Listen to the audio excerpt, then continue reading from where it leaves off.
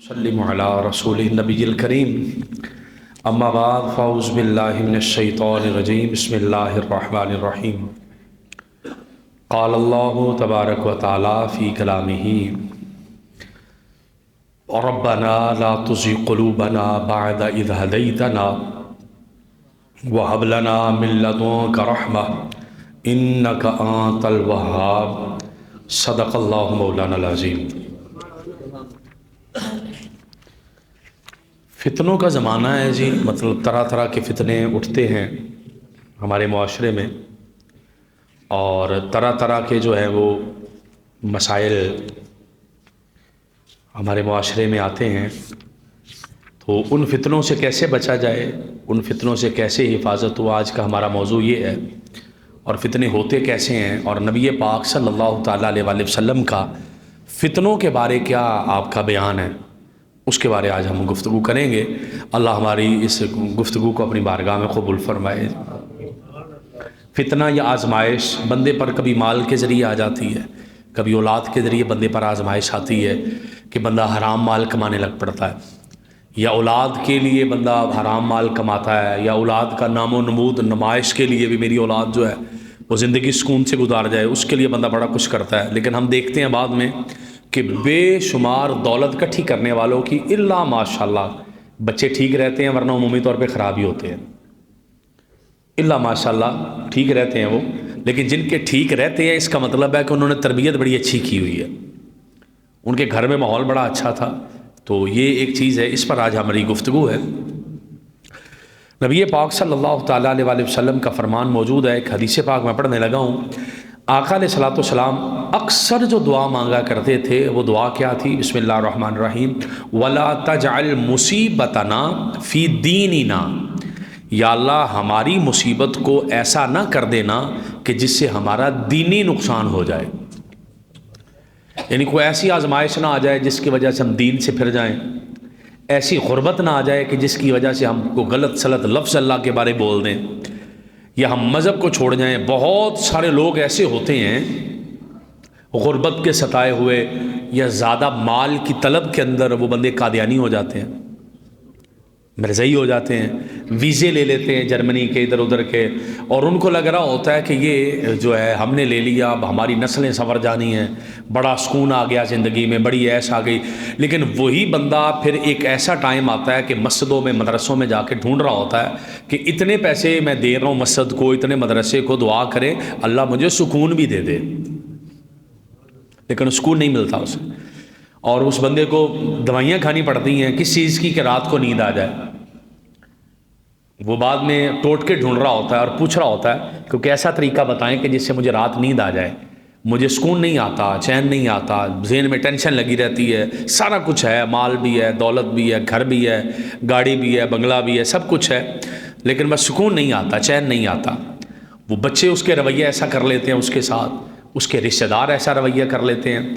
आप अपने इर्द गिर्द में नज़र मार के देखिएगा कि बेशुमार ऐसे लोग होंगे, हट्टे कट्टे सेहतमंद हैं, बड़े मालदार हैं, लेकिन उनके बच्चे दुआ करते हैं कि अब्बा जी फौत हो जाएं ताकि हमें हमारी जायदाद का हिस्सा मिले और हम ऐश करें। ऐसे लोग मिलेंगे आपको। बहुत सारे ऐसे लोग हैं जिन्हें अपनी दौलत तो मिल गई, अब संभालने के लिए टेंशन पड़ी हुई है कि यार मैंने मरना है तो मेरे बच्चों से लोग छीन ना लें,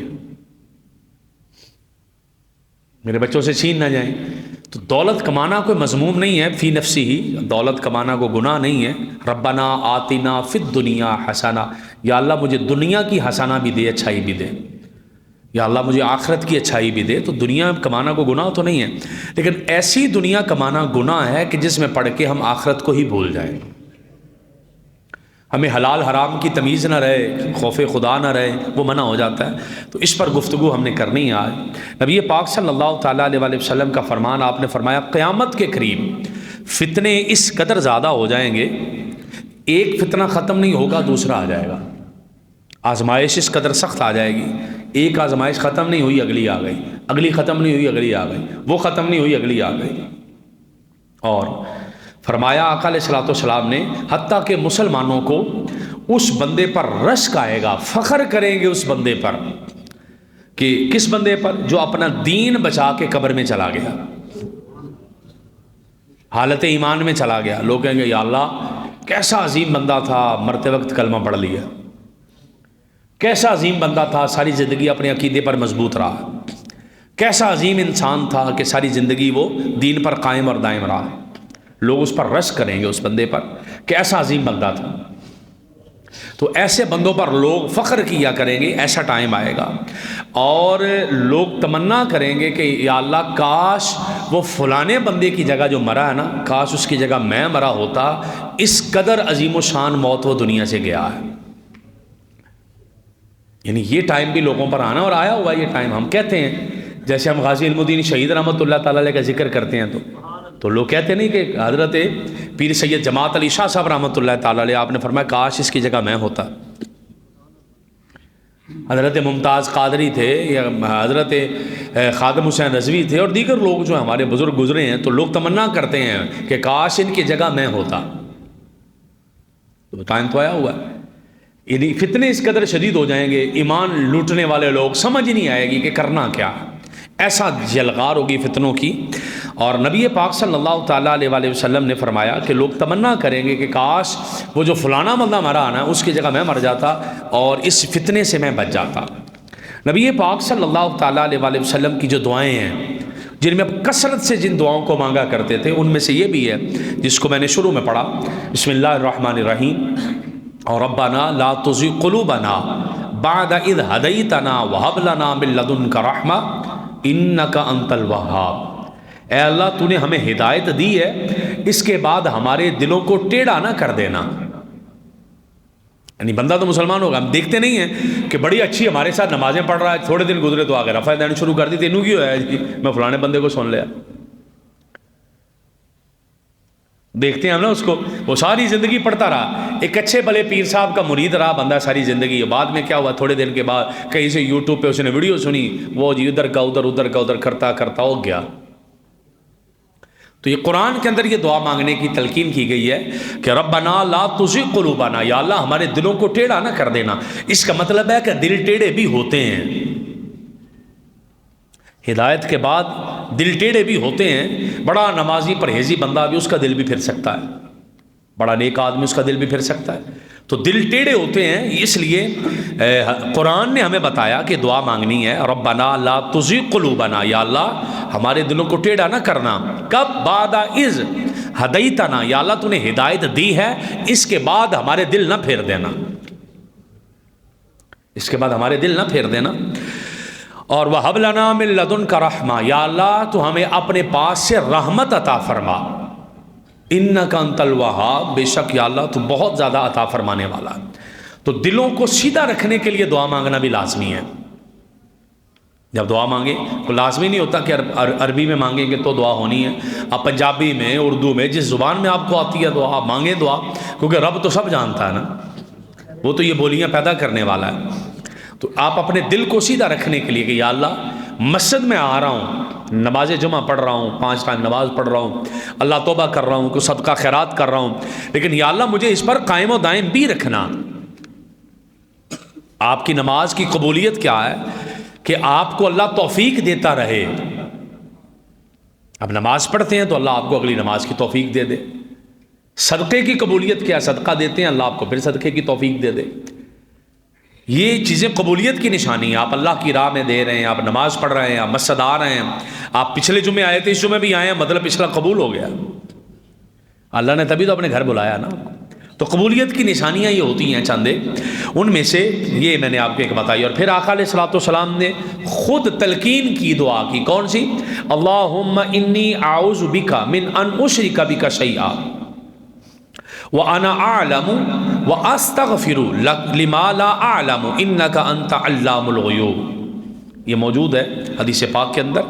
اے اللہ میں تجھ سے تیری پناہ مانگتا ہوں کہ جان بوجھ کر کسی کو تیرا شریک بناؤں، اور اس چیز سے بھی پناہ مانگتا ہوں جسے میں نہیں جانتا، بے شک تو غیبوں کو جاننے والا ہے۔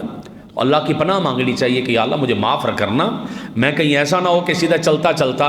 ایک حدیث پاک ہے میرے اور آپ کے آقا صلی اللہ تعالیٰ علیہ وآلہ وسلم نے فرمایا، بندہ ساری زندگی جنتیوں والے کام کرتا ہے، جنت میں اور اس بندے میں ایک ہاتھ کا فاصلہ رہ جاتا ہے۔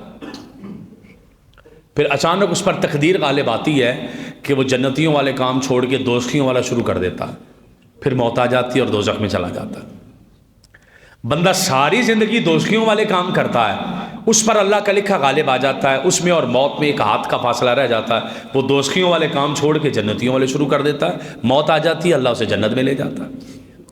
تو ڈرنا چاہیے کہ ایسا نہ ہو، اور یہ پتہ نہیں کہ موت آنی کب ہے۔ ہم کہیں کہ نہیں آخری ٹائم پہ جب ایک ہاتھ رہ جائے گا تو میں جنتیوں والے شروع کر لوں گا، یہ تو پتہ ہی نہیں بھی ہاتھ کتنے رہ گئے ہیں، کوئی پتہ نہیں موت سر پر کھڑی ہو۔ اس لیے یہ ایک بڑا ہی آقا علیہ الصلوۃ والسلام نے جو ہمیں ایک پیغام دیا نا، بڑا عظیم الشان پیغام ہے کہ موت بالکل قریب بس اوقات آ جاتی ہے، اور ہم جو ہے ساری زندگی نیکیاں کرتے رہتے ہیں، اللہ نہ کرے توبہ استغفر اللہ، تقدیر غالب آئے اور بندہ دوزخیوں والے شروع کر دے، دوزخیوں والے کرتا کرتا بندہ جنتیوں والے شروع کر دے۔ تو اس لیے بڑا ہی ڈر ڈر کے پھونک پھونک کے قدم رکھنا چاہیے۔ نبی پاک صلی اللہ تعالیٰ علیہ وآلہ وسلم جو دعا مانگا کرتے تھے یا فرماتے تھے، اللہ امت کو سکھانے کے لیے، اے اللہ میں تجھ سے سوال کرتا ہوں مجھے بھلائیاں کرنے کی، اچھائیاں کرنے کی، برائیوں سے بچنے کی توفیق دے، میرے دل میں مسکینوں کی محبت پیدا فرما دے، میرے دل میں غریبوں کی محبت پیدا فرما دے، مجھے مغفرت اور رحمت سے نواز دے، اور اے اللہ جب تو کسی قوم کو ان کے اعمال کی وجہ سے فتنے میں مبتلا کرتا ہے تو مجھے اس فتنے سے محفوظ رکھنا، اور مجھے ایمان کی حالت میں موت عطا فرمانا۔ یعنی یہ دعا بڑی کثرت سے مانگنی ہے کہ یا اللہ مجھے فتنوں سے بچا لے، مجھے فتنوں سے بچا لے، میرا ایمان نہ ادھر ادھر ہو جائے، میں ڈگمگا نہ جاؤں، اپنے ایمان کی بڑی شدید حفاظت مانگنی ہے۔ نبی پاک صلی اللہ تعالیٰ علیہ وآلہ وسلم کے بے شمار فرامین اس موضوع پر اور اس مفہوم پر دلالت کرتے ہیں، بالخصوص جو نوجوان طبقہ ہوتا ہے اس کے لیے تو بڑا خاص آقا علیہ السلام کا پیغام موجود ہے، حدیثوں میں بے شمار حدیثوں میں موجود ہے۔ نبی پاک صلی اللہ تعالیٰ علیہ وآلہ وسلم کا فرمان موجود ہے، آقا علیہ السلام نے فرمایا، بڑی خوبصورت بشارت ہے، بڑی خوشخبری ہے۔ آقا علیہ السلام نے ارشاد فرمایا کہ قیامت والے دن وہ 7 لوگ جو خدا کی رحمت کے سائے میں ہوں گے، کون کون سے ہیں؟ تو آقا علیہ السلام نے فرمایا ان میں سے ایک ایسا جوان آدمی ہے جس نے اپنی جوانی خدا کی عبادت میں گزاری ہو۔ جوانی کی نیکیاں بڑی قبول ہیں اللہ کی بارگاہ میں، اللہ سفید بالوں کا حیا کرتا ہے، یہ بھی ہے، لیکن جوانی کی عبادت بڑی قبول ہے، جوانی میں نیکی بڑی قبول ہے اللہ کی بارگاہ میں۔